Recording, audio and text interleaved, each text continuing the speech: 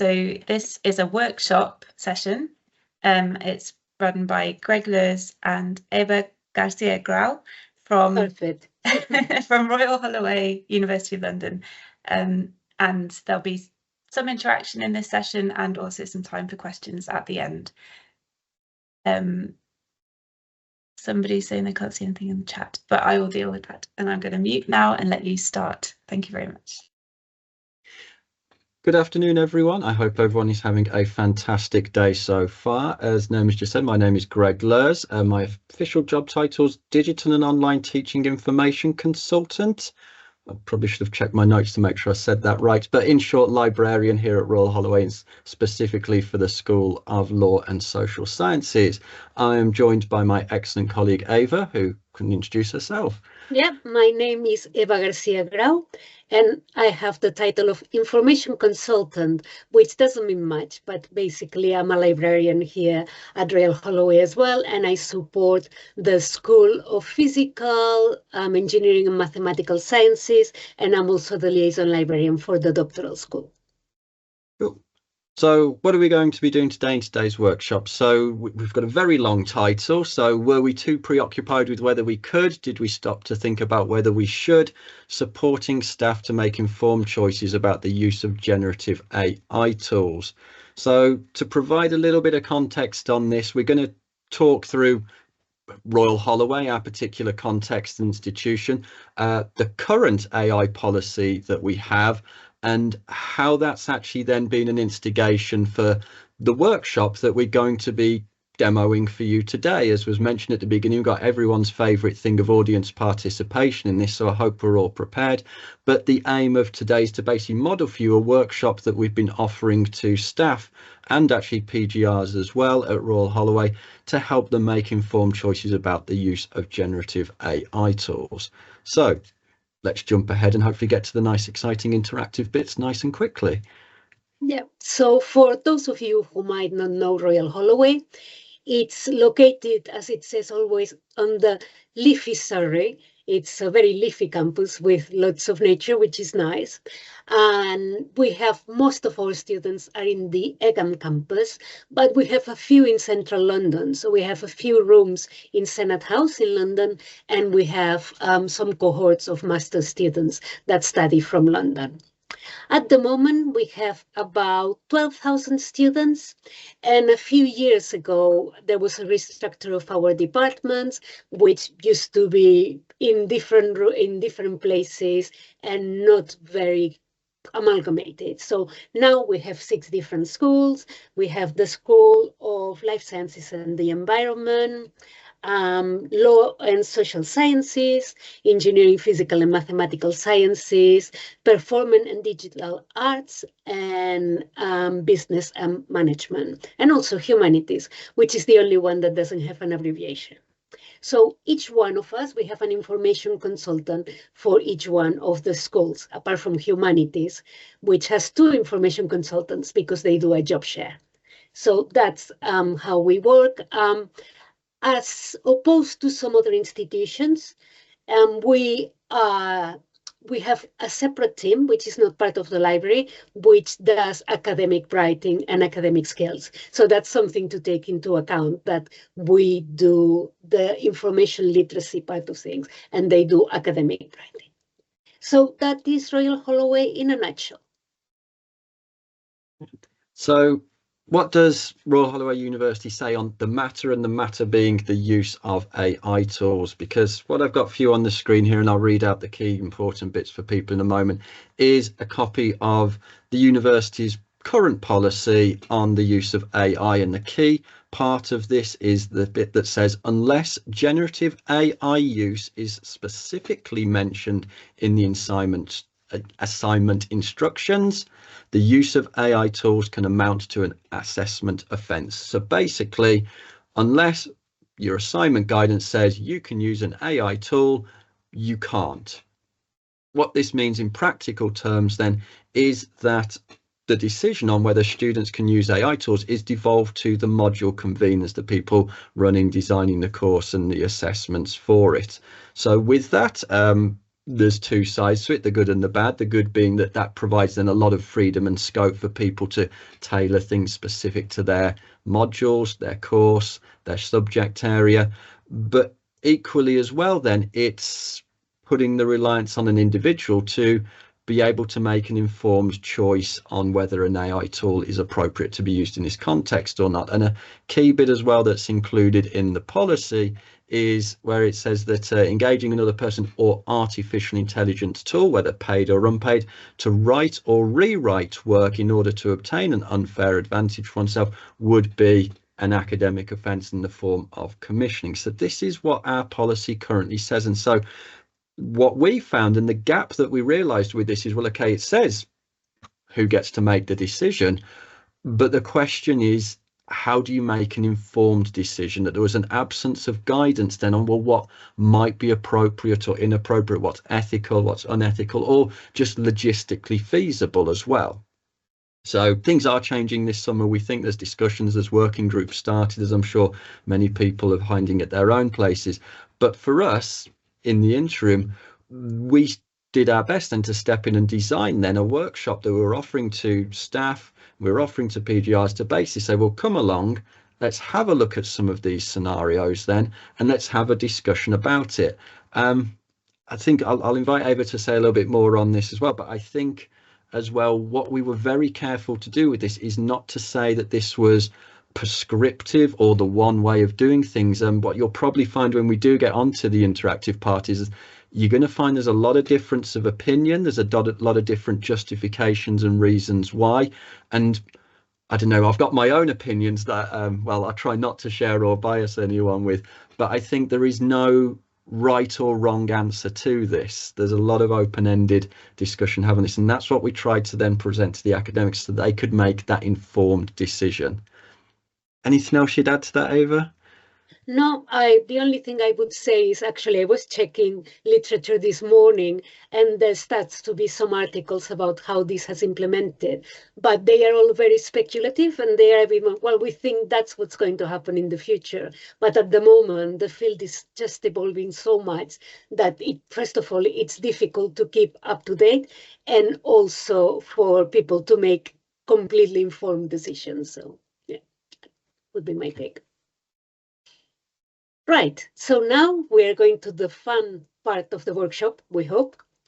So this is something, actually, an activity that we've done here at Royal Holloway with academics and PGRs, as Greg was saying. So it's a replica of that. So what we're going to do is we're going to be splitting you into breakout rooms. So I think each breakout room is going to have 5 people. Am I right, Greg? That's what we're aiming for. We'll see how the maths does work out. There's 40 people plus the 2 of us. So I would say that, oh, now there's 38 people plus the 2 of us. So I guess that will be about 8 rooms, maybe. So we have actually 5 scenarios. So we'll give 1 to each room. And obviously, some rooms will be sharing the scenarios, the same scenario. And you will have 15 minutes to discuss that scenario. So Greg and I will be going into the breakout rooms and we'll be copying and pasting the scenario and the questions that we ask you into the chat, and then you'll be able to discuss it. So these, as a group, are the 3 questions that you should consider. First one, decide if you think that this would be an appropriate use of an AI tool. So the scenario that we present, would you think that it is appropriate to use an AI tool in that scenario or not? Second question, are there any ethical and or logistical considerations around using an AI tool this way? And third ones, are there any scenarios where you would change your mind? So you think, okay, yes, I think it could be used, but if this happened, then it wouldn't be appropriate. Or the other way around, no, I wouldn't recommend use in this scenario, but if there was this change or in these circumstances, I would say yes. So that's what you will need to do. You will have 15 minutes to do that because Greg and I will be popping in and out of rooms to give you the scenarios. I would advise that you start introducing yourselves while we catch up with everybody, and also nominate a spokesperson that can feedback. So you will have 3 minutes to feedback. As I said, some of the rooms might have the same scenarios. So when we come back, we'll ask one of the rooms to share their scenario with the feedback, and then the other room with the same scenario can contribute as well. Right, so that's how it's going to work. Does anybody have any questions at all? And please know that we are all learning here, so that, we'll see what the scenarios bring. When we've done this, we've had very mixed opinions. And as Greg said, there's no right or wrong. So if everybody in the room is saying, oh, yes, that's right, and you think it's wrong, that doesn't mean that you are wrong, actually. So just share and have hopefully a fruitful discussion. Okay. I can't see anything in the chat. Or the Q&A at the moment. I don't know if anybody is putting anything. I don't think so. So unless anybody has any questions, shall we move on to breakout rooms? Hopefully so. So bear with me a second. I should have hopefully given everyone camera and microphone permissions back now, so they should be working when you go into the breakout rooms. It would have been a bad start if I hadn't done that and we all sat in silence. So let's hopefully get and this. If you are not in a breakout room, just come back to this meeting and Greg will be able to assign you to one, hopefully. Okay, so it should now be creating our rooms. There'll be a few with 4 people in them, and let's just check the settings, make sure everything's good. So should have a 15-minute time limit, automate, and then I think there was a comment in the chat that I saw of someone not potentially wanting to go into one of the breakout rooms. So there is the option then that you can return to the main meeting as well, then, if you do want to opt out of the breakout room. Yeah, so or take a little break for 15 minutes while we do it. Greg, I can't actually see anything on the chat at all. So okay, just there might be an issue with the chat then, so I can check the settings then. Okay. The room should now be opening, and hopefully people will be moving to their assigned rooms shortly. So we'll start seeing people disappearing.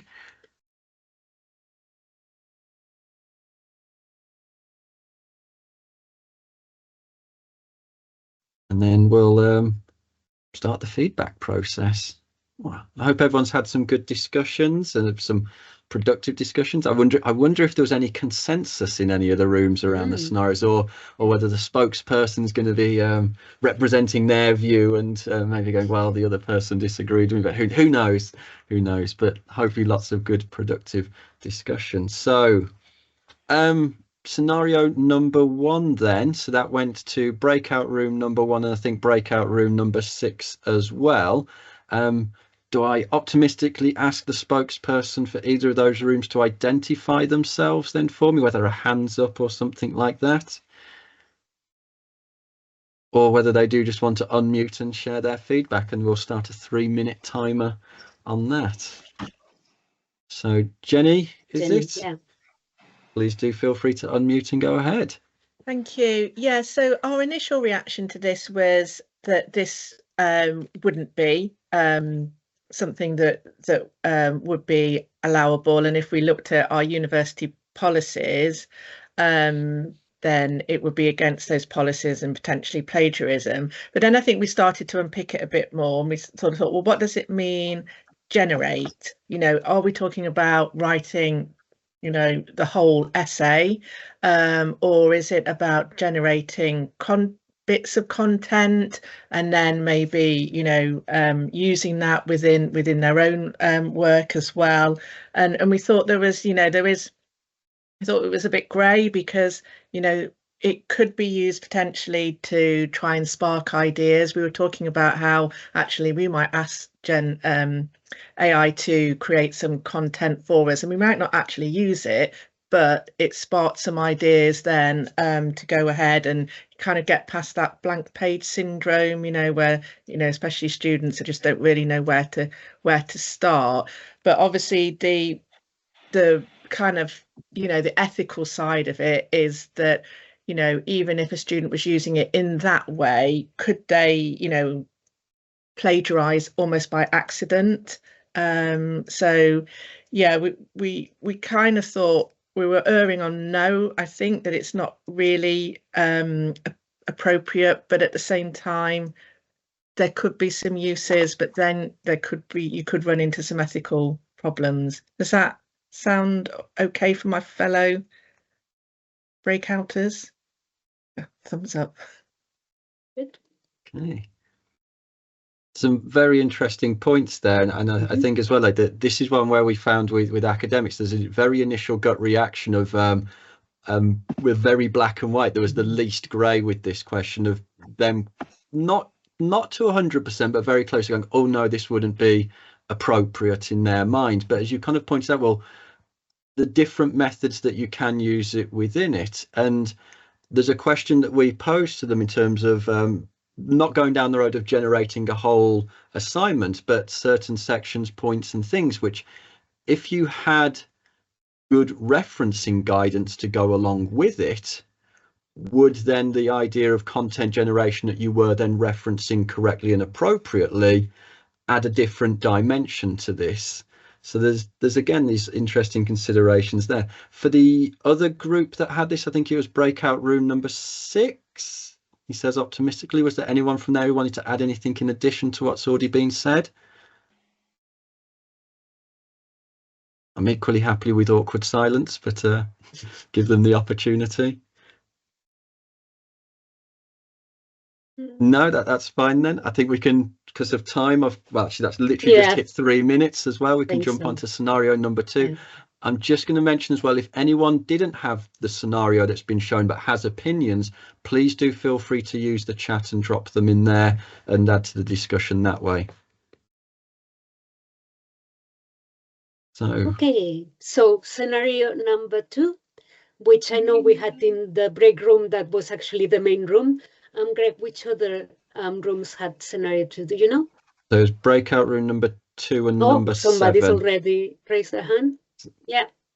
So, Alexander, do you want to come in and share what you think? And the question is using a Gen AI tool to proofread an assignment and make corrections. So that was the scenario.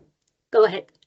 Yeah, so we decided that, yes, generally it's something that would be appropriate to do, but there's, as with anything, there's a but. So in terms of proofreading, because we use similar tools already, so we're using like spelling, grammar, punctuation tools within Word and stuff like that.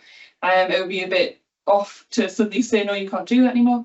But in terms of making corrections, it kind of depends on what we mean by corrections and what the difference is between corrections and rewriting something. So making sure that it's still ultimately the student's work that's being submitted. It's not something that the AI is completely rewritten. It's still their kind of their intelligence that's gone into it, and talk about the difference between like their critical analysis skills compared to sort of the data or whatever it might be that'll be kind of checked for corrections.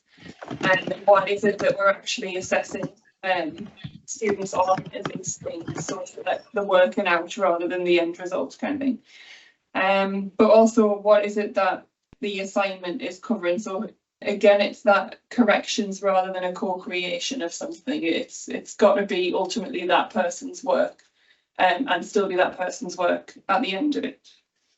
And we also said that they should reference the use of the tool as well, to be open and transparent about their use of it and how they've used it, so they don't get stuck in any sticky situations later on if people start accusing people of things. I think that was it. Yeah, good. Any other comments from any other group that had the same scenario?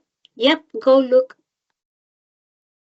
Yeah, we were very similar in terms of our initial opinions about proofreading. If it's explicitly used just for proofreading or minor corrections to style, tone, spelling, punctuation, that kind of thing. And like was said, it's already integrated into a lot of existing products already. So the Microsoft 365 suite, etc. I think probably an additional component that Crop Tool plus in terms of like assistive technology in this very grey area between the products like Grammarly, for example, where students will have learner assessment, learning support sort of plans, DSA assessment, DSA sort of things, and they're explicitly given this product. Is it a subscription product? Is it free tier? Are there different features available within that that's going to put users at a disadvantage if they're paying for it. So is it an institutionally approved tool that they're using as well? But otherwise, yeah, our general agreement with that, the previous group. So. It's interesting to see how we are all kind of reaching the same kind of conclusions and following the same train of thought. That what you've just said, Luke, is exactly the same thing that we've been thinking about, and about accessibility, having English as a second language. Does that change? Does that mean that some students should have access to it and some shouldn't? Which tool are they using? Do we need to recommend the tool, or can they use whatever they want? Can everybody afford the same tools, etc.? Is that 3 minutes, Greg? I was just about to say, I didn't know what our super secret signal was for 3 minutes done. Maybe that, I don't know. But unfortunately, again, if people who have additional comments, please do put in the chat. Let's have a look at scenario number 3 then. So the use of a generative AI tool to suggest journal articles for an assignment topic. So could the spokesperson for breakout room number 3 make themselves known, please? I think it was breakout room number 8 might have had as well. So we've got Justine, is it? All right. Please go ahead. Hi there.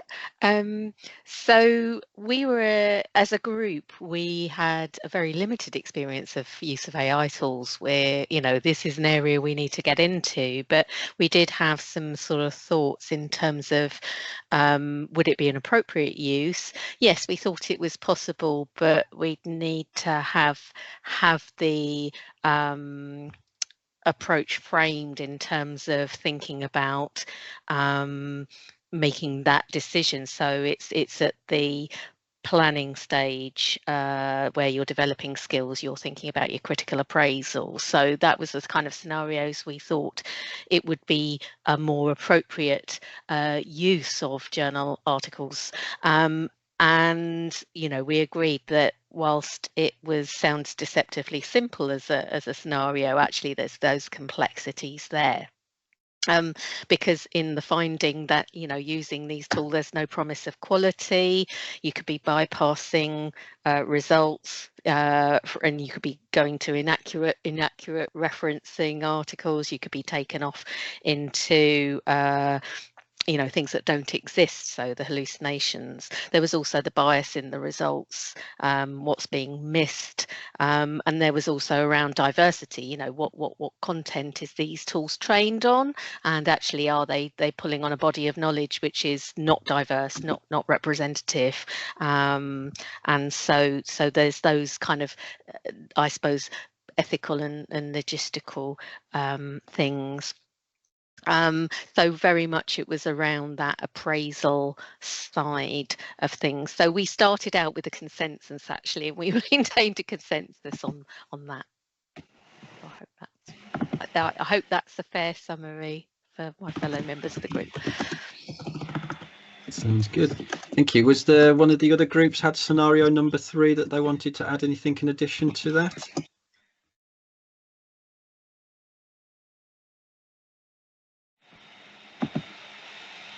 So no. Lorraine okay. has unmuted herself. Oh, Lorraine. Yeah.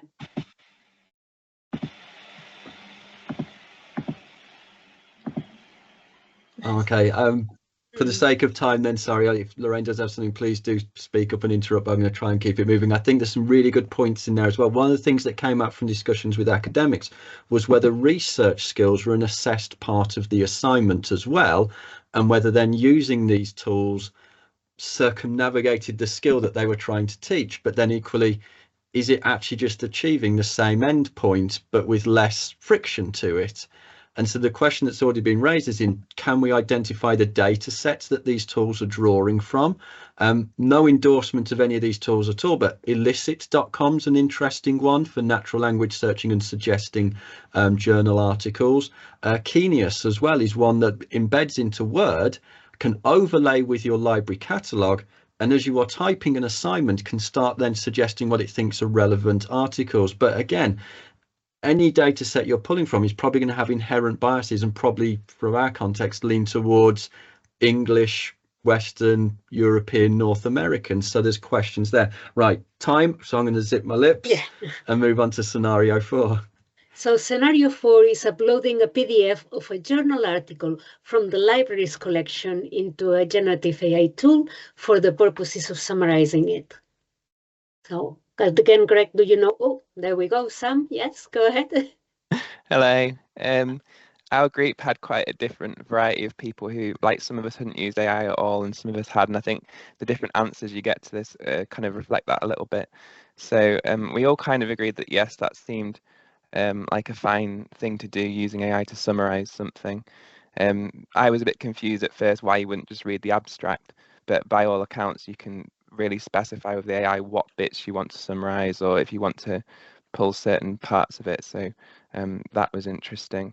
So yeah, we thought it was fine to summarize. Again, you're probably talking about the same problems with scenario 3, where maybe you're cutting out skills that you could be learning, but unless it's something like a lit review, summarizing articles like Wikipedia kind of does that sort of role anyway, so maybe you're not really straying too far from current practice. In terms of ethics, we were worried that you shouldn't be uploading, particularly things behind a paywall. Again, it's back to licenses, and should you be uploading it to things? Who are you uploading it to? Do you have the right to? Almost anything behind a paywall, no, you probably don't have the right to be uploading that anywhere, so don't. But then again, I said, I think we've heard that maybe some of the AI tools do scrape from behind paywalls. Anyway, I think that's probably a great big messy issue. In terms of scenarios that would change our minds of it being okay, if it was meant to be a lit review and you're just copying and pasting the summary in, and also yeah, well, I think that was the main one. Oh, and we did, people who'd used AI before said, oh, make sure you could use it to summarize, but then you'd also sort of have to read the article anyway to make sure that it hadn't summarized it wrong. So I think that was the main points. Yeah. Oh, yeah. Sorry, go ahead. No, that was it. That's it. Okay, no, yes. I won't say too much about this because actually I'll talk about this a bit more during the reflections. So, but yes, that's the things that we observe is mainly you can't trust the summary all the time. You still have to read it. You need to know about the topic to make sure that what it's saying is sensible. And yes, we did talk about copyright implications as well. So shall we move to scenario 5, Greg? Okay, so scenario 5, using a generative AI tool to generate images for a poster as part of a summative assignment. So an assignment that will go towards a final degree grade. Should be breakout room number 5 had this one. So is their spokesperson happy to step forward and share their thoughts on this? Oh yeah, I'm happy to speak on this one. We had a variety of thoughts on this. Basically boils down to it depends what the assessment is and what you've been instructed to do and what you're trying to use the images for. You know, if they're just decorative, that's probably okay. If your whole task is to produce a diagram and you got Gen AI to do it for you, and you didn't do any of the, you know, the thinking and the production and all of that, and you know, and there's a risk that the Gen AI has made an inaccurate diagram, it's not put the words on properly, etc., etc. That feels like a no to us. I think that's a fair summary of what the group thought. We got into a big discussion about how would you acknowledge that you've used the tools, you know, about referencing them, would you share what prompts you've used, all of that sort of thing. So we're really thinking about the transparency behind using AI tools for tasks like this as well.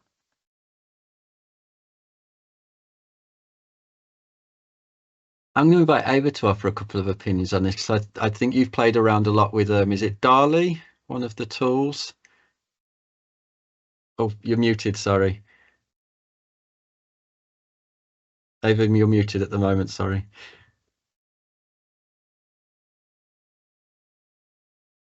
Still muted. Is anyone able to hear Ava, or is she still muted for everyone?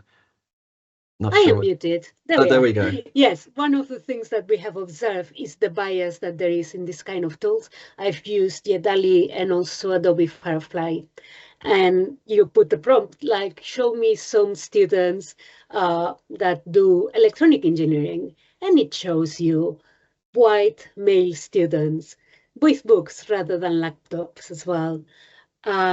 Physics professor, white, older gentleman. You put a librarian, and it's always somebody with glasses. We always wear glasses, all the librarians. And Greg, put your glasses back. Yes, and we are always dressed very sensibly with cardigans. And again, we have books. We don't have anything online. So yes, the images that they generate, I would say that's that and maths. It can cope with maths. I would say at the two aspects that it's more behind generative AI at the moment. Greg, I saw a message saying there's 5 minutes left for the meeting. Does that mean it's going to kick us out after 5 minutes? Well, I think we've got 2 and a bit now quickly for reflections. Okay. So thank you very much, everybody, for participating in the discussion. Very interesting. Just a few reflections that we ask academics to consider when they come to our session. So the difference between a free versus a paid version when you are giving an assignment. Do you need to specify which tool and which version they are going to use? Because not everybody will be able to pay for one of the paid versions, which give you best results. And also think, if you have distance learners in their countries, are there some tools that they can't even access because they are not allowed in their countries? So free versus paid. Then, as we've already spoken about the inherent bias, not only because of the information it's being trained of, but also some of the tools, you have the option of not sharing your output, but others are going to be sharing the output. So little by little, the information that it will gather will also have the bias from all the outputs that have gone into it. I went to a talk on Monday, and they were with somebody who works for Google, and they were saying if they manipulate the data by 1%, you can manipulate it to say different things from what it would say. So very difficult with the data that there is behind not to have this inherent bias, and you really need to check it out. We've talked about copyright and licensing issues. You might have observed that some publishers are already putting clauses in their contracts saying that you are not allowed to upload any of their articles into AI, because obviously we've paid for it and they are being put there. Although, as somebody pointed out, the tools are not always transparent on where they are getting the information, and they might be getting information which is behind paywalls as well. Then it's important to think what is being assessed in the assignment. So is it the spelling and grammar? In which case, no, you cannot use a proofreading tool. But is it critical thinking? So depending on what is being assessed in the assignment, it will be appropriate or not to use the tool. Then whether you should share prompts and outputs as part of an assignment. Yes, we would argue that students should be sharing what prompts they put and what outputs they got. And as somebody said, reference appropriately. One issue that we haven't talked about, actually, it's sustainability. How sustainable is it to use generative AI? And I actually have some statistics. So apparently, every time that you ask ChatGPT a series of prompts between 5 and 50 prompts in one issue, that's will use 500 milliliter of water. So that's like a bottle of water, a small one. And also, when the OpenAI completed, the month before they completed the training of ChatGPT, Microsoft pumped 11.5 million gallons of water to the clusters of Iowa data centers, which was 6% of all the drinking water used in the district. So yes, it does have lots of sustainability implications as well. Yes, I know, I was surprised as well. And then we're thinking, really, students and staff should have some embedded training, like these things have come and there's no guidance whatsoever. And it's not even clear who should be offering the guidance and who should be training people.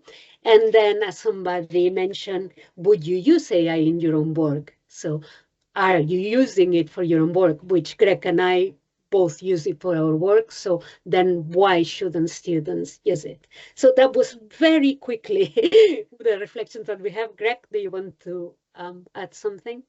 I'm just going to say for 10 seconds with the last point, I've recently come across the phrase pedagogical hypocrisy, as in, are we teaching students not to do something or do something that we would normally do in our work anyway? If you're happy to use an AI tool in a way, why would we say no to students using it equally as well? So I'm going to zip up there because of time.